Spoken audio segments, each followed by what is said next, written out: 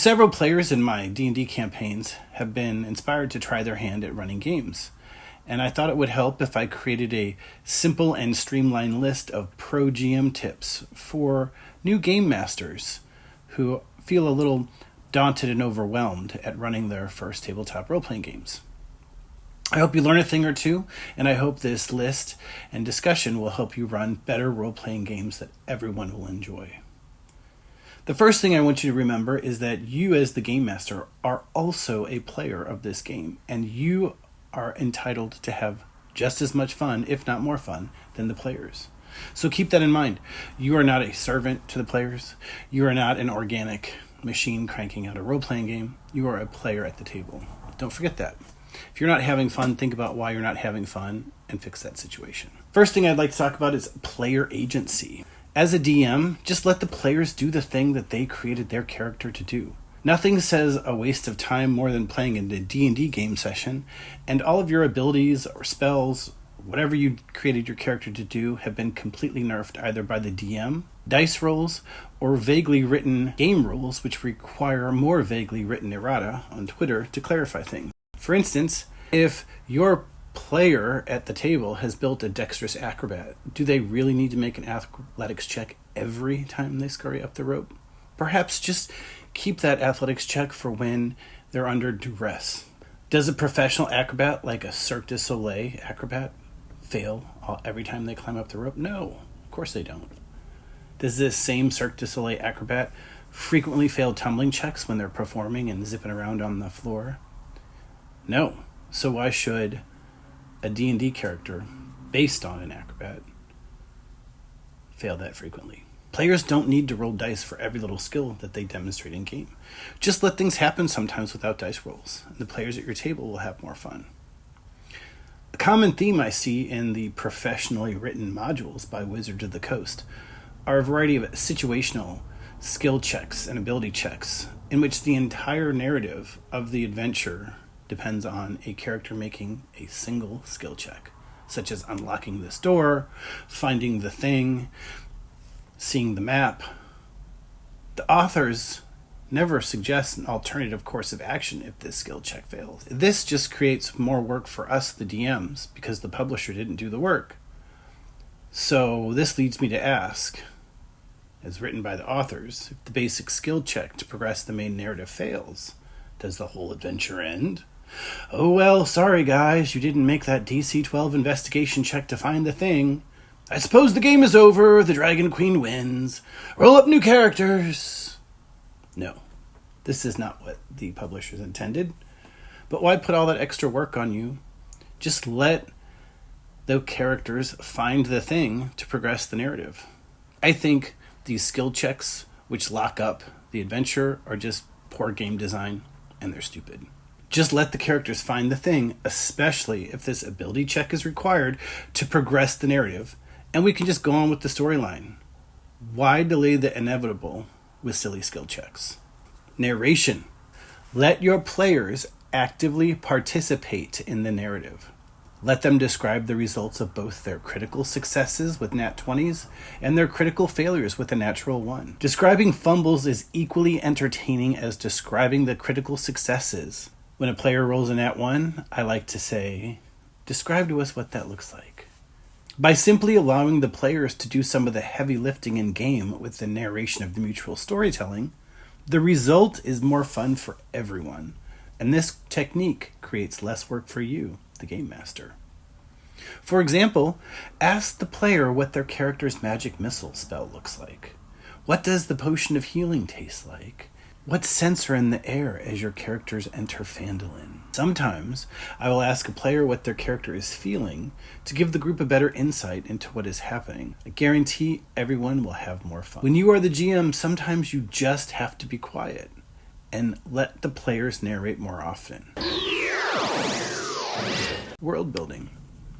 YouTube is filled with D&D world building videos, and a lot of them contradict each other. There is even a guy named Bob who named his channel after the concept. As a brand new GM, I suggest you start your group in a single location and create only what you need as the story progresses. When the players expand their horizons, so does your world building. Build your realm outward and let your players have an active role in creating your world's canon. Start with the simple location like a keep, a castle, a farm, a self-contained environment like a ship, or if you want to begin with a dungeon crawl right away, start your adventure at the entrance of that haunted abandoned dwarven mine just outside of town. I watch as game masters and dungeon masters often get caught up building these amazing fantasy worlds that their players never explore and see. Your players will not be able to explore all of your planet, so keep it simple, start inward and build your world out, and let your players help you create that world. Folks who are new to the tabletop role-playing game have all these fantastical ideas to build an entire world, a planet, a star system, a universe, or even an entire multiverse.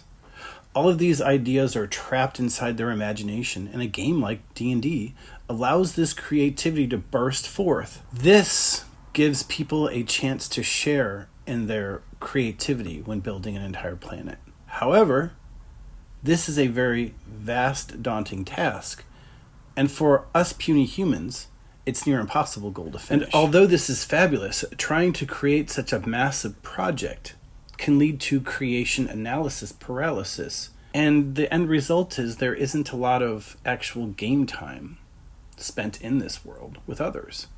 My advice to you, if you are one of these types of writers, is to leave the detailed world building to the deities that have experience in such things, and authors like Tolkien, who are better equipped with the tools to wrangle all of the nuances of building a planet, including the languages, the writing, etc., etc. Instead, focus on where your players are in the fantasy world that you created for your favorite tabletop role-playing game, and then build that fantasy world outward with the help of your players.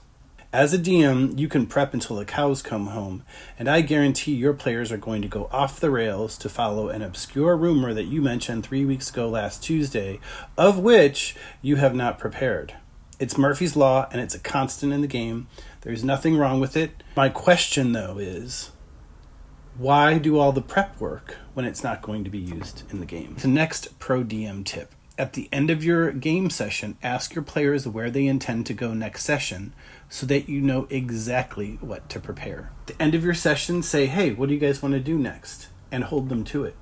If they say they want to go off to Timbuktu, well, then you better get that journey ready for Timbuktu.